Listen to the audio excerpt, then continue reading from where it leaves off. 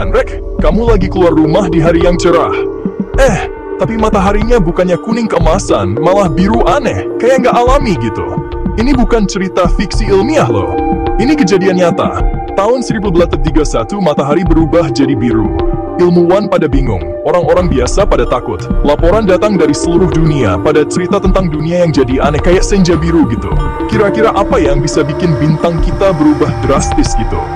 Ternyata, jawabannya bukan di langit, tapi di bumi kita ini. Biang ulahnya adalah gunung meletus, Rek. Letusannya gede banget, sampai-sampai abu sama gasnya nutupin seluruh planet. Ini bukan letusan biasa loh. Ini letusan super dahsyat yang kejadiannya jarang banget, tapi bisa ngubah sejarah dunia. Matahari biru tahun 1831 itu jadi bukti kalau sistem di bumi kita ini saling terhubung. Ceritanya tentang gimana satu kejadian aja, yaitu gunung meletus di ujung sana, bisa berefek ke seluruh dunia. Sampai-sampai warna langit aja berubah. Sumber dari matahari biru tahun 1831 itu adalah gunung berapi di semenanjung Kamchatka, di ujung timur Rusia. Ini bukan gunung Vesuvius atau Krakatau, yang namanya udah terkenal karena letusannya yang dahsyat. Ini gunung Zavaritsky, gunung yang gak terkenal dan kelihatannya biasa aja, sampai akhirnya dia meletus dahsyat. Letusan Zavaritsky ini gede banget, Rek. Abunya sama sulfur dioksidanya sampai muncrat tinggi ke atmosfer. Awan dari letusan ini nggak cuma diam di tempat loh. Dia kebawa angin ke stratosfer, lapisan kedua atmosfer bumi. Di stratosfer, awan vulkanik ini nyebar kayak selubung, ngelilingin seluruh dunia. Efek penyebaran inilah yang bikin matahari jadi biru kayak hantu. Dan ini kelihatan dari seluruh dunia. Letusan Zavaritsky ini nunjukin betapa dahsyatnya kekuatan gunung berapi.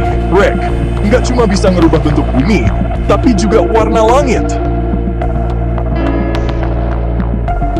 Matahari biru itu baru permulaan. Rex sulfur dioksida yang banyak banget di stratosfer itu bereaksi sama uap air, jadinya aerosol sulfat. Nah, aerosol ini kayak cermin kecil, mantulin sinar matahari dari bumi, jadinya bumi kita dingin. Setahun setelah letusan, tahun 1832, suhu bumi turun drastis. Musim panas tahun 1832 jadi dingin banget di banyak negara di belahan bumi utara. Akibatnya, musim tanam jadi pendek dan panen gagal. Irlandia kena dampaknya paling parah. Rek, karena suhunya yang dingin bikin kentang pada kena penyakit hawar. Matahari biru yang tadinya cuma fenomena langit yang aneh, ternyata jadi pertanda susah. Dia nunjukin kalau iklim bakal nggak stabil dan manusia bakal susah. Ini peringatan keras kalau planet kita ini saling terhubung dan letusan gunung berapi bisa bikin dampak yang luas banget. Berabad-abad lamanya, penyebab matahari biru tahun 1831 tetap jadi misteri, Rek. Ilmuwan tahu kalau kemungkinan besar penyebabnya gunung meletus, tapi mereka nggak punya bukti pasti sumbernya dari mana. Ternyata, jawabannya ketahan sama waktu, terkubur di dalam lapisan es di kutub. Inti es itu kayak lingkaran pohon. Rek bisa nunjukin sejarah bumi. Dengan ngamatin komposisi inti es di kedalaman yang beda-beda, ilmuwan bisa ngerunut lagi catatan letusan gunung berapi di masa lalu. Di awal abad ke-21, tim peneliti dari Universitas Andrews di Skotlandia ngambil inti es dari Greenland dan Antartika. Mereka nemuin kalau konsentrasi suatu lapisan es yang berasal dari tahun 1830-an itu tinggi banget. Ini jadi bukti konkret pertama yang ngehubungin matahari biru sama letusan gunung berapi tertentu. Setelah dianalisis lebih lanjut, jejak kimia aerosol sulfat nunjukin dengan jelas kalau sumbernya adalah Zavaritsky. Inti es ini gak cuma ngungkap misteri sejarah loh, tapi juga ngasih data penting tentang besarnya dan jangkauan global letusan tahun 1931. Letusan Zavaritsky dan matahari biru setelahnya jadi pengingat keras betapa pentingnya memantau gunung berapi dan punya sistem peringatan dini. Meskipun kita nggak bisa nyegah gunung meletus, tapi kita bisa berusaha memprediksi dan bersiap buat dampaknya. Sekarang, pemantauan gunung berapi udah canggih. Rek, ada jaringan global seismometer, sensor gas, dan satelit yang ngawasin deformasi tanah, emisi gas, dan anomali termal yang nunjukin aktivitas vulkanik. Alat-alat ini ngasih data penting yang bisa bantu ilmuwan memprediksi letusan dan ngasih peringatan dini ke penduduk yang berisiko. Tapi, memprediksi letusan gunung berapi itu nggak gampang, Rek. Gak semua gunung berapi ngasih tanda-tanda jelas sebelum meletus, dan intensitas sama lamanya letusan juga susah diprediksi secara akurat. Tantangannya buat ilmuwan dan pemerintah adalah gimana caranya nerapin ilmu pengetahuan jadi strategi kesiapsiagaan yang efektif. Ini termasuk bikin rencana evakuasi yang matang, nyetok sumber daya penting, dan nguatin infrastruktur biar tahan sama dampak letusan gunung berapi. Meskipun pemantauan gunung berapi udah maju dan kita udah ngerti bahayanya, dunia ini masih belum siap menghadapi letusan besar, apalagi letusan super.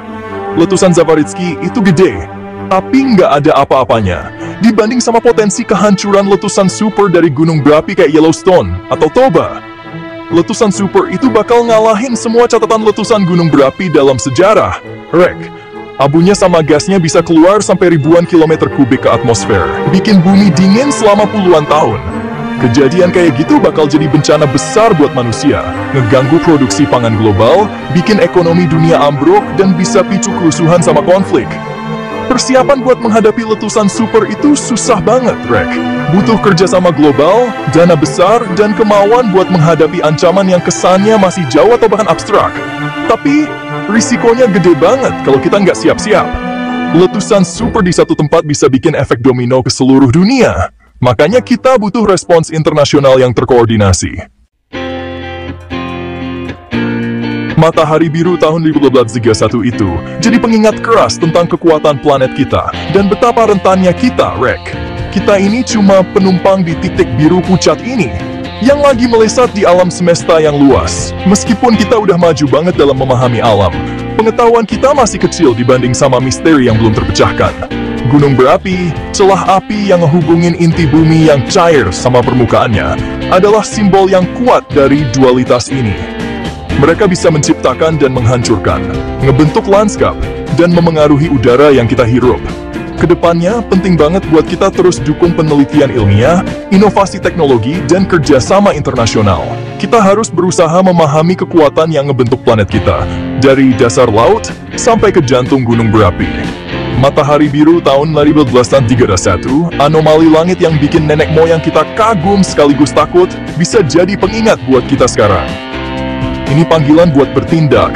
Rek, ajakan buat jadi penjaga yang lebih baik buat titik biru pucat kita, satu-satunya rumah yang kita punya.